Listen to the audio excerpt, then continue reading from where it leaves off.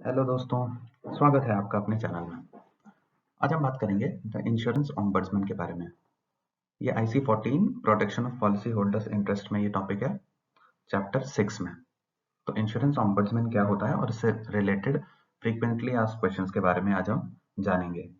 ऐसे questions discuss करेंगे जो एग्जाम में पूछे जा रहे हैं और कुछ चेंजेस है जो रूल्स चेंज हुए हैं उनके बारे में जानेंगे।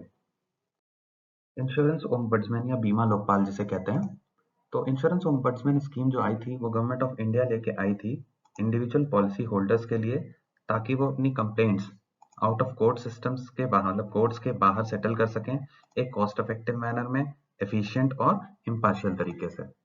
तो इंश्योरेंस ओम्बड्समैन स्कीम कौन लेके आया था? गवर्नमेंट ऑफ इंडिया लेके आई थी। किसके लिए? इंडिविजुअल पॉलिसी होल्डर्स के लिए। उससे उन्हें क्या फायदा होगा? जिससे कि वो अपनी कंप्लेंट्स को क्या कर सकें, कोर्ट सिस्टम से बाहर सेटल कर सकें कॉस्ट इफेक्टिव तरीके से, एफिशिएंट और इम्पार्शियल तरीके से। आई होप ओम्बड्समैन का क्या काम था ये क्लियर हो गया होगा। आज की डेट में इंश्योरेंस ओम्बड्समैन 17 लोकेशंस पे प्रेजेंट है, ठीक है। एंड कोई भी पर्सन जिसको कोई भी ग्रीवेंस हो किसी इंश्योरर के खिलाफ, तो वो खुद या अपने लीगल हायर्स के थ्रू या नॉमिनी या असाइनी के थ्रू एक कंप्लेंट राइटिंग में उस इंश्योरेंस ओम्बड्समैन को दे सकता है, जिसकी टेरिटोरियल ज्यूरिसडिक्शन में, जिस ओम्बड्समैन की टेरिटोरियल ज्यूरिसडिक्शन में वो ब्रांच ऑफिस आता हो इंश्योरर का, जिस ब्रांच ऑफिस के खिलाफ कंप्लेंट की जा रही हो, या जिसने कंप्लेंट की है उसका रेसिडेंशियल एड्रेस और प्लेस ऑफ रेसिडेंस हमारा जो कंप्लेनेंट है वो हो। इन दोनों में से कोई एक चीज होगी तो वहां पे इंश्योरेंस ओम्बड्समैन की टेरिटोरियल लिमिट डिफाइन हो जाती है। नेक्स्ट हम देखते हैं कि इंश्योरेंस ओम्बड्समैन के पास हम कब जा सकते हैं।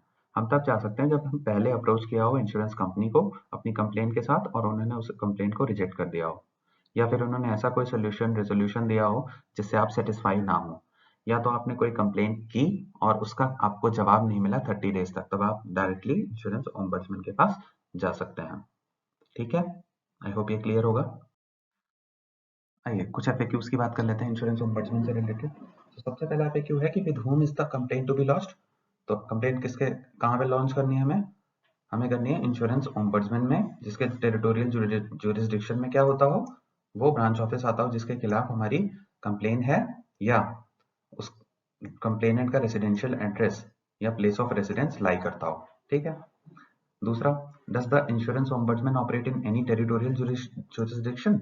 हाँ बिल्कुल, इंश्योरेंस ओम्बड्समैन 17, मैंने आपको बताया ना कि 17 है, तो सबकी अपनी अपनी ज्यूरिसडिक्शन है, वहां पे वो ऑपरेट करते हैं। How is this territorial jurisdiction to be applied to the complaints?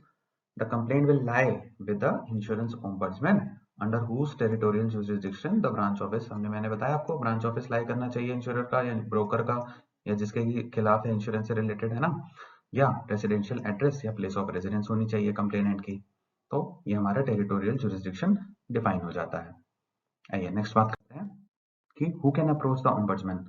कौन ओम्बड्समैन के पास जा सकता है? तो ऐसा इंडिविजुअल जिसने पॉलिसी ली हो, इंश्योरेंस पॉलिसी ली हो, ठीक है, पर्सनल लाइंस ऑफ इंश्योरेंस लिया हो, ग्रुप इंश्योरेंस हो उसका, या पॉलिसी इशू हुई हो उसे सोल प्रोप्राइटरशिप में, ठीक है, माइक्रो एंटरप्राइज हो, है ना, तो वो अपने लीगल हायर्स के थ्रू, नॉमिनी या साइनी के थ्रू ओम्बड्समैन के पास जा सकता है अगर उसे कोई ग्रीवेंस है तो इंश्योरेंस ऑन पर्सनल लाइंस मैंने ऊपर बताया, तो इंश्योरेंस ऑन पर्सनल लाइन होता क्या है? इंश्योरेंस ऑन पर्सनल लाइन का मतलब हुआ कि पॉलिसी जो है एक इंडिविजुअल ने ली हो अपनी पर्सनल कैपेसिटी में, जैसे कि life insurance policy, personal accident policy, mediclaim insurance लिया हो, ठीक है, insurance of personal property, individual etcetera.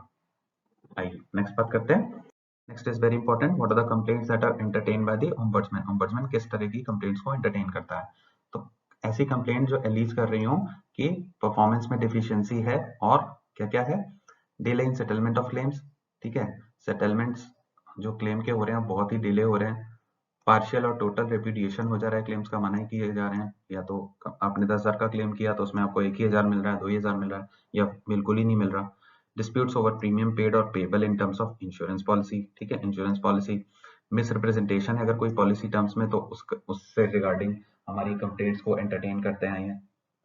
Next is legal construction of insurance policy. Legal construction मतलब आप लीगली ऐसी लैंग्वेज लिखते रहे जो हमारे पॉलिसी होल्डर के अगेंस्ट में जा रही है।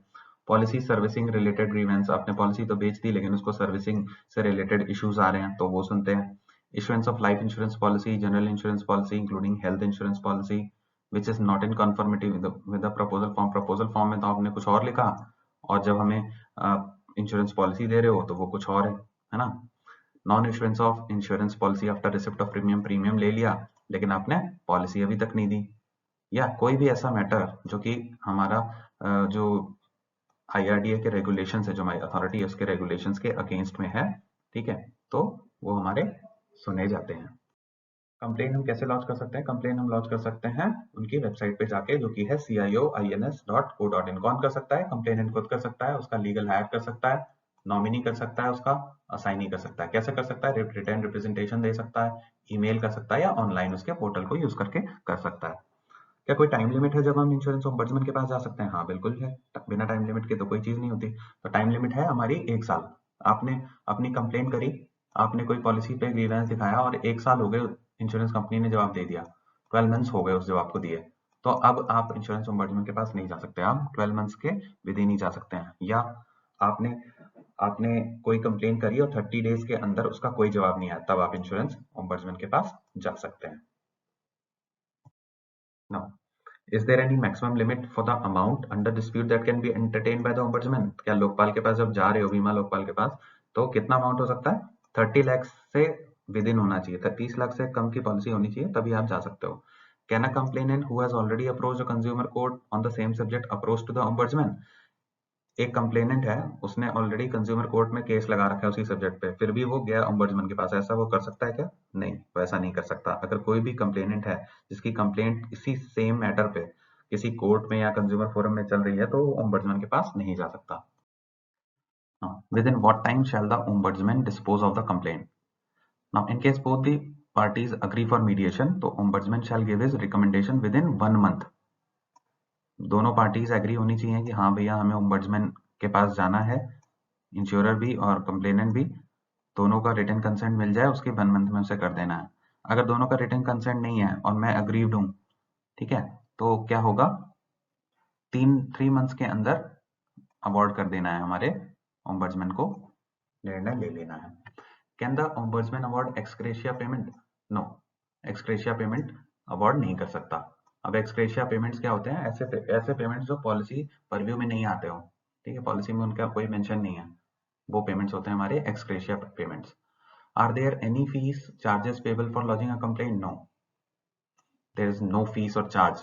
जो बीमा लोकपाल के पास आप जा रहे हो तो कोई फीस और चार्ज नहीं लगेगी कंप्लेंट डालने के लिए, it's free of cost. I hope मैंने इंश्योरेंस ombudsman के क्वेश्चंस को कवर कर लिया, और एग्जाम में इनसे ही क्वेश्चंस बनते हैं, घुमा फिरा के मोर और लेस ये क्वेश्चंस बनते हैं। एंड आई होप ये वीडियो काफी यूजफुल होने वाला है आप लोगों के लिए। Thank you for watching and please like and subscribe the channel.